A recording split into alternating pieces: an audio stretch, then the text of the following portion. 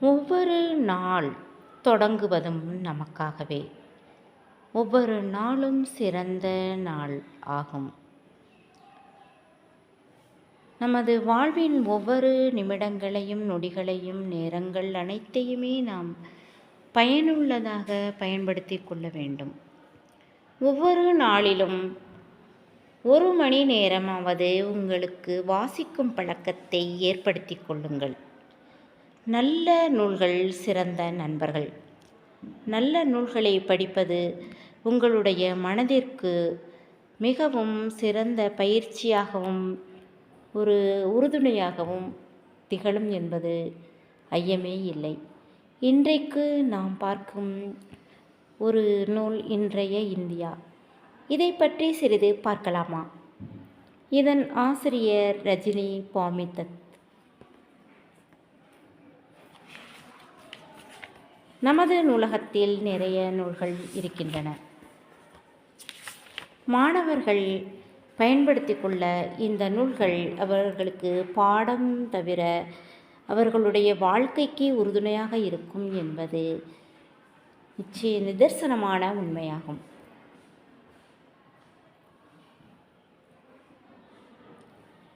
இன்றைய இந்தியா என்னும் இத்தமிழாக்க நூலின் மூலநூல் ஆங்கிலத்தில் வெளியிடப்பட்ட இந்தியா டுடே என்பதாகும். ஆங்கில மூலநூலின் ஆசிரியர் ரஜினி பாமிதத். இவர் உலக புகழ்பெற்ற மார்க்சிய அறிஞர், லண்டனில் குடியேறிய வங்கச் சிந்தனையாளர், தேசியவாதி, இலக்கியவாதி ஒருவரின் மகன் ஆவார். பிரிட்டிஷ் கம்யூனிஸ்ட் கட்சி அமைப்பாளர்களில் ரஜினி ஒருவர்.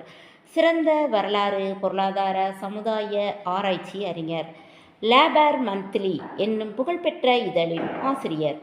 அக்காலத்தில் இவர் வரைந்து வந்த கட்டுரைகளும் குறிப்புகளும் பாராட்டப்பட்டன. இந்தியாவிலிருந்து மேற்கல்விக்காக பிரிட்டன் சென்ற மாணவர்கள் எல்லாரையும், குறிப்பாக மேற்குடி சார்ந்தவர்களை கம்யூனிஸ்ட் இயக்கத்தின் பால் ஈர்த்தவர் இவரே எனலாம். இவருடைய செல்வாக்கின் கீழ் வந்திராத இந்திய மாணவர் எவரும் அக்காலத்தில் இருந்திருக்க முடியாது. எல்லாவற்றுக்கும் மேலாக இந்திய விடுதலைக்காக பல வழிகளில் பங்களித்தவர் ரஜினி பாமிதத். இந்திய நாடு விடுதலை பெறுவதற்கு முன் இந்நூல் எழுதப்பட்டது. இன்றைய இந்தியா. ஆங்கில மூலநூலின் ஆசிரியர் ரஜினி பாமிதத். இவர் உலக புகழ்பெற்ற மார்க்சிய அறிஞர். எல்லாவற்றுக்கும் மேலாக இந்திய விடுதலைக்காக பல வழிகளில் பங்களித்தவர். இந்திய நாடு விடுதலை பெறுவதற்கு முன் இந்நூல் எழுதப்பட்டது. இந்த நூலுக்கு பல வகை சிறப்புகள் இருப்பினும் முக்கியமாக குறிப்பிடத்தக்கவை 2. 1. இந்த நூல் அக்காலத்தில் ஒவ்வொரு போராளி கையிலும் திகழ்ந்தது. இந்தியா அல்லாத வேறு பல நாடுகளில் பணியாற்றி வந்த விடுதலை இயக்கங்களுக்கும் இது ஓரளவு வழிகாட்டி நூலாகவும் இருந்தது. மற்றொன்று, இந்திய வரலாற்றை மக்கள் வரலாற்றாக காண வேண்டும் என்னும் கோட்பாட்டுக்கு அடிக்கல் நாட்டியது. நாடு விடுதலை பெற்ற 60 ஆண்டுகளில் பொருளாதார, சமூக ஆய்வு நூல்கள் எண்ணிறந்தவை வெளிவந்துள்ளன. அவற்றுக்கெல்லாம் முன்னோடியாக வழிகாட்டியாக விளங்குவது இந்நூல். இந்த புத்தகத்தின் வெளியீடு new century book house private limited, 41 B. SIDCO industrial estate, Ambattur, Chennai, 6,50,000. இந்த புத்தகத்தை நீங்கள் அஞ்சல் மூலமாகவும் பெற்றுக்கொள்ளலாம்.